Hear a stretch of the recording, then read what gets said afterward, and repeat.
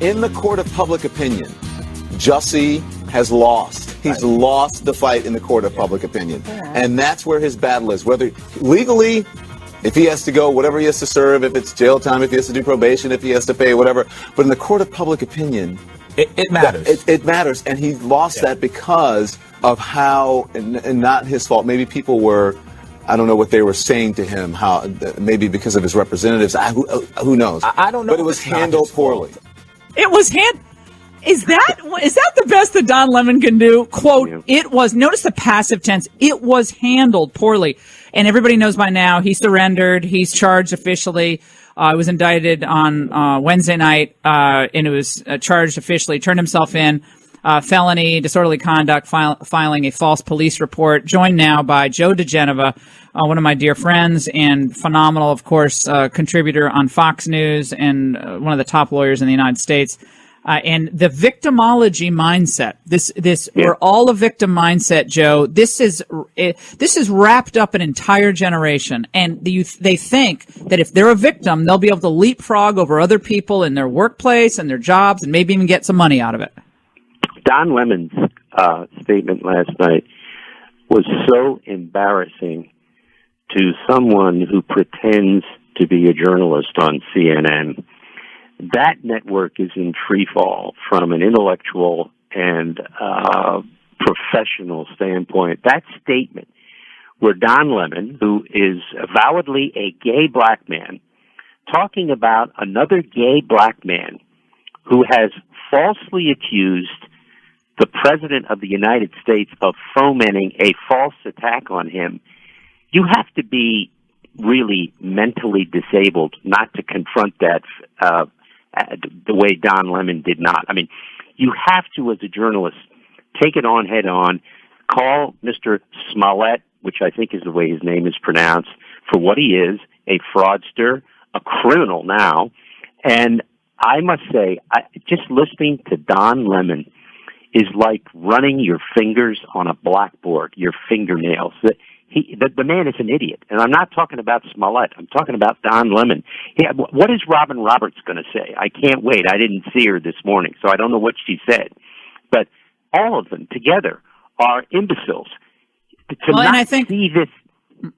Yeah, it was obvious, wasn't it, from the beginning? Oh my God. I mean, all of us knew. You knew, I knew. But a lot of people were afraid to say it because he's gay and black and he's a liberal. So if you say something, you're a hater or racist. So they kind of have rings of protection around them. Even when they're lying, you still hear Don Lemon saying, oh, well, his representatives failed him. What? No, he's a grown-up. He gets a lot of money from Fox Studios for Empire. It's going to be very interesting to see how Fox Studios handles this and the Empire production crew, because this man has done so much damage to hate crime stuff. But what it does show is that a huge number of hate crime accusations are made up, and the statistics on it are staggering about how much of it is made up. But I want to focus on the media because they're the problem. This unvarnished adulation of an obviously false story from day one. Here you go.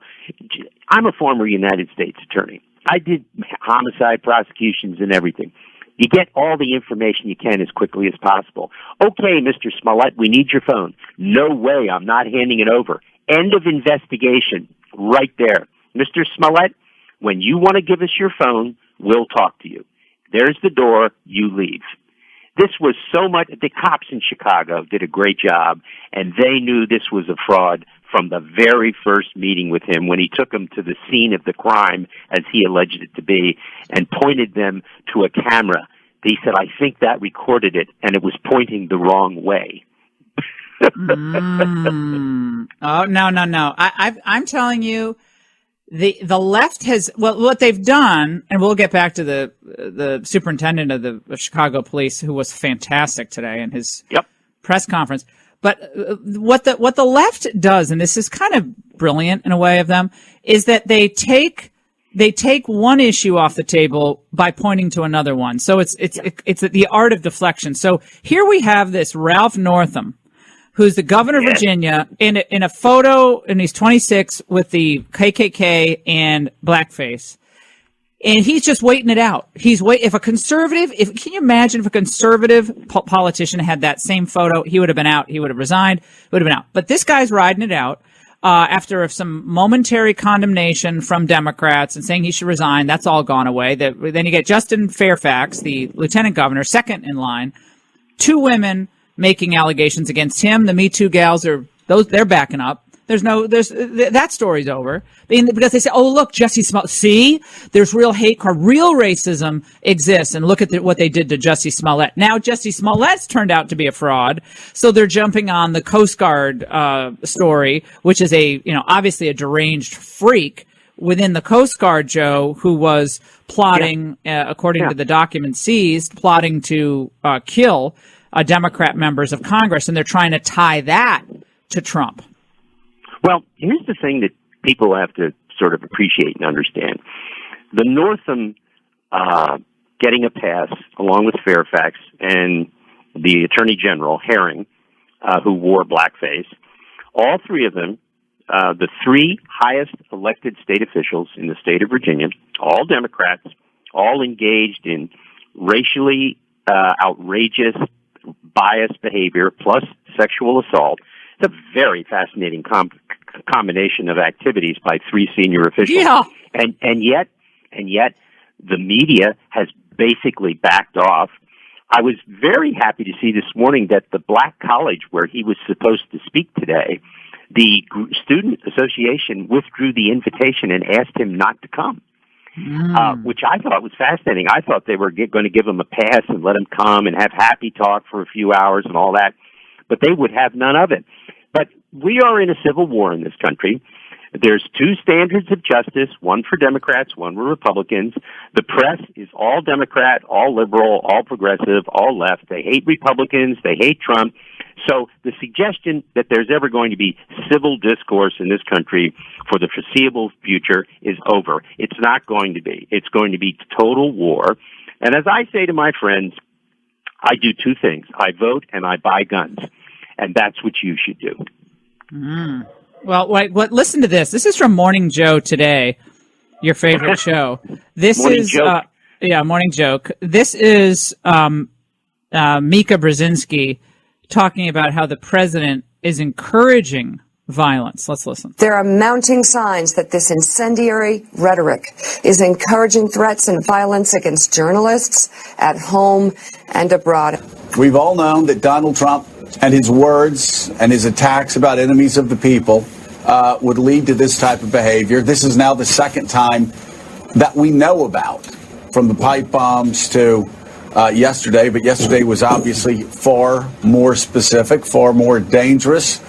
And it went on and on and on. And it was the first segment of the show, and it was all about how Trump is responsible. Joe. Words are also weapons, and especially when framed by the President of the United States, they are potentially lethal weapons. In this climate, in this country, at this time, with the ocean of guns that are out there and people's access to weapons, this is a lot more than just playing with fire.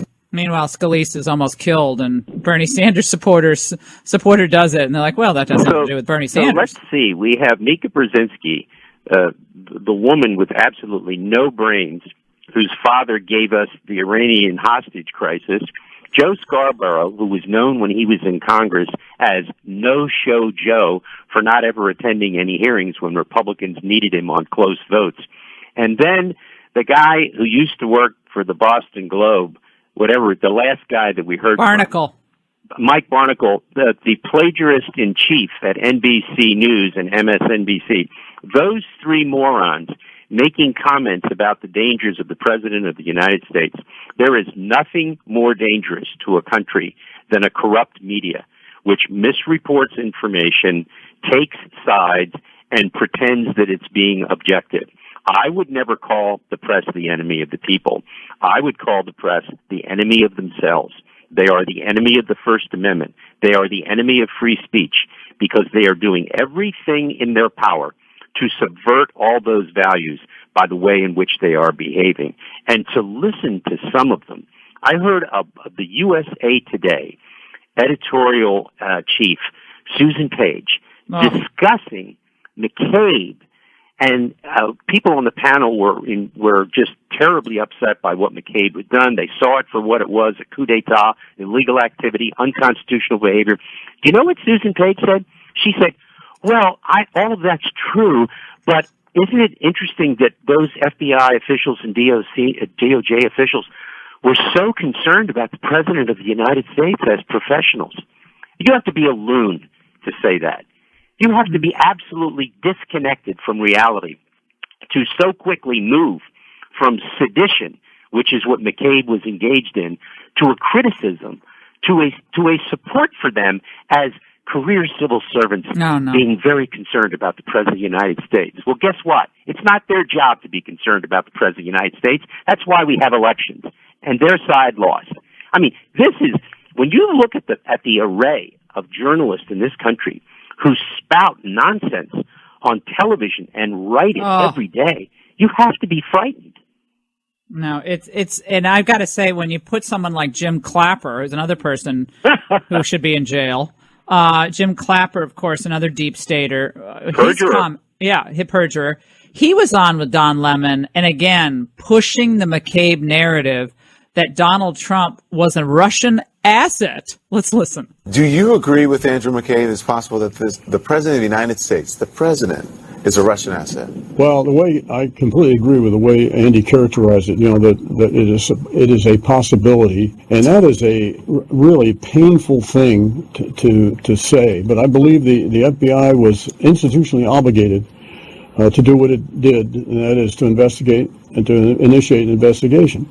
They're caught, aren't they, Joe? They're all caught with what we all now know about the fraudulent nature of the investigation. They're backfilling the story. As I've been saying for 18 months, this was a coup d'etat. This was a brazen plot to exonerate her, and then if she lost the election, to frame Donald Trump. And the notion, and Clapper was right in the middle of it. He and Brennan and Comey, they were all part of it, as was Susan Rice and everybody else at the White House at senior levels, Ben Rhodes, and Obama. Obama knew all about this.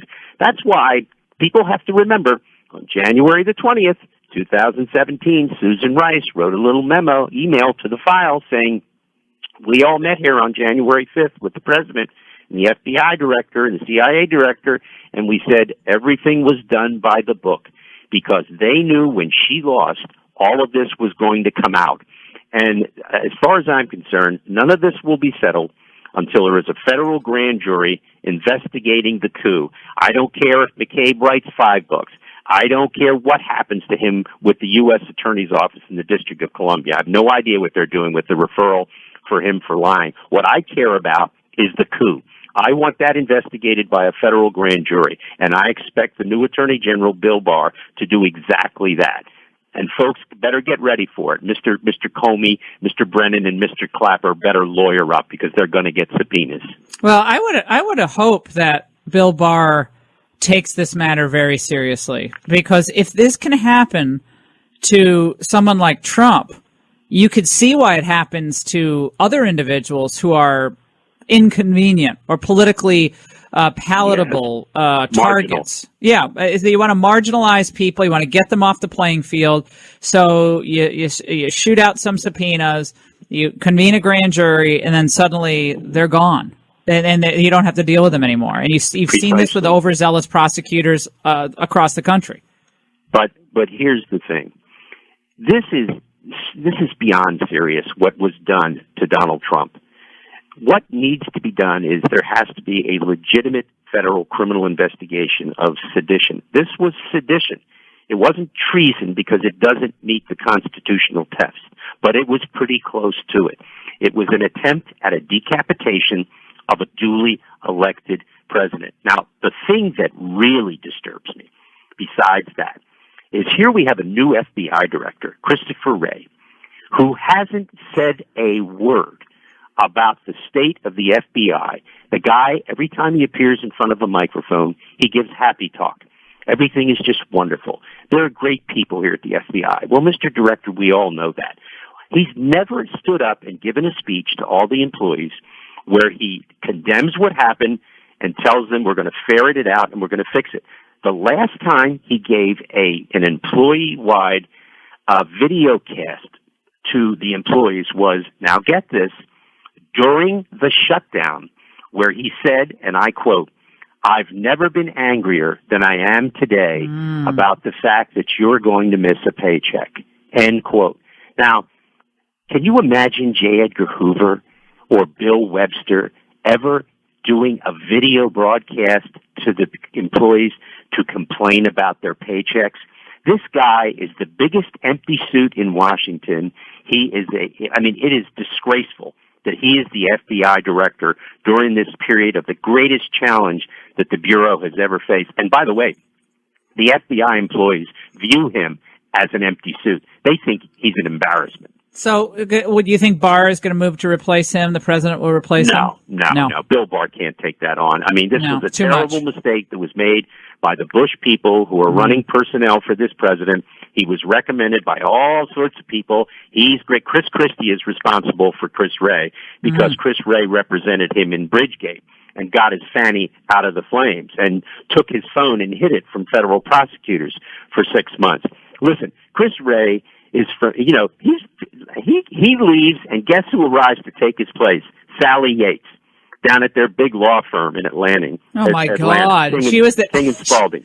Sally Yates is the one who ordered the interview of Flynn, right? I mean, she's the one who marched into Flynn. It's the Logan Act. We're also frightened the Logan Act's going to be violated. Meanwhile, John Kerry's over negotiating right now with the Iranian mullahs to undercut the president's policy. Where's the Logan Act, Sally? What do you think about that? Yeah, John Kerry, and we're going to be talking about this on the Ingram angle, is basically running a parallel government in the hopes that Trump will lose in 2020, and they're going to have everybody easily installable in the new administration. So he's operating a parallel group of consultants, all former Obama and Clinton people, mostly Obama people, and Samantha Power, Cheryl Mills. They're all in that shop with him. Do you notice that, Joe? And yes, I do. And here's the other thing: there are a lot of there are career diplomats who now are ambassadors to a number of countries, who we know from conversations with people overseas are bad-mouthing the president, undercutting his policies, and telling people to wait. And those ambassadors are dealing directly with John Kerry and his people. If that is not a violation of the Logan Act, I don't know what. No, that's a travesty. And Chuck Schumer is slowing down and stopping a lot of these confirmation hearings. And this is where Mitch McConnell has got to he's got to step in and say, guess what? The new game in town. New game in town. Yep. All of these people. I want to play something for you. This is an indication, Joe diGenova, that the Democrats are clearly preparing for the Mueller report to be a dud. Listen to what Adam Schiff said with Dana Bash. Let's listen. If he finds that there was no direct collusion between the Trump campaign and Russia, will you accept that? Well, we're going to have to do our own investigation, and we are. We'll certainly be very interested to learn what Bob Mueller finds. We're going to need to see it. The American people are going to need to see it. We may also need to see the evidence behind that report.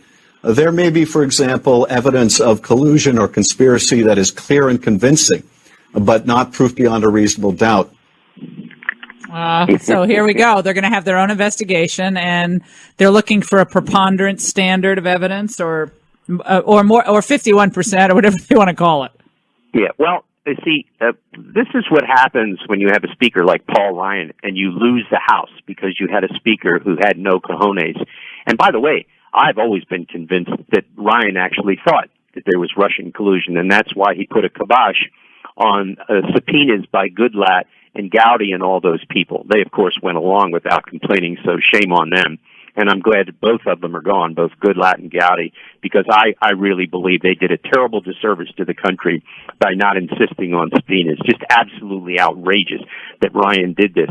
But Adam Schiff is what you get.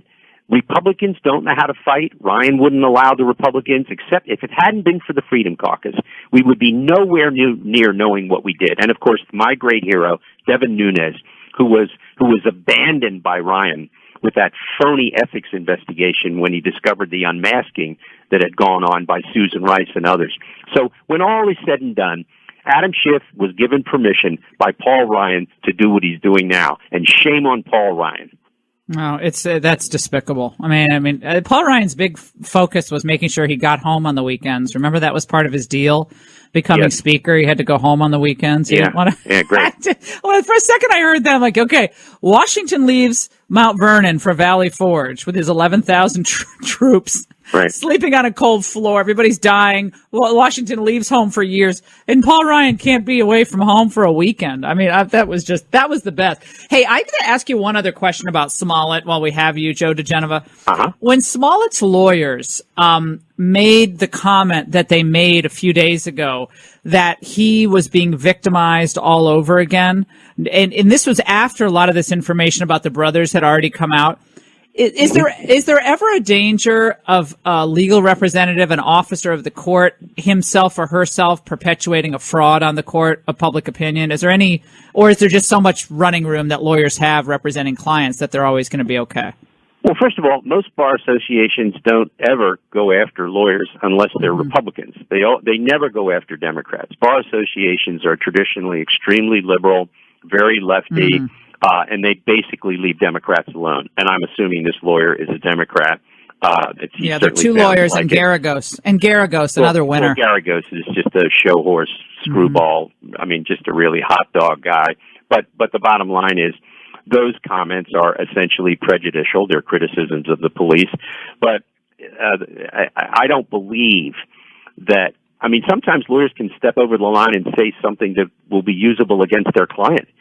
Some of those things that he said obviously came from conversations with his client, and it may very well be that some of his things may be usable in court as admissions. I don't know. I haven't seen the whole panoply of statements, but that's typical, kind of Fifth Street lawyer stuff. And I must say, I found his lawyers very unimpressive. No. Well, again, usually you say, well, we're withholding comment, given the nature of this investigation.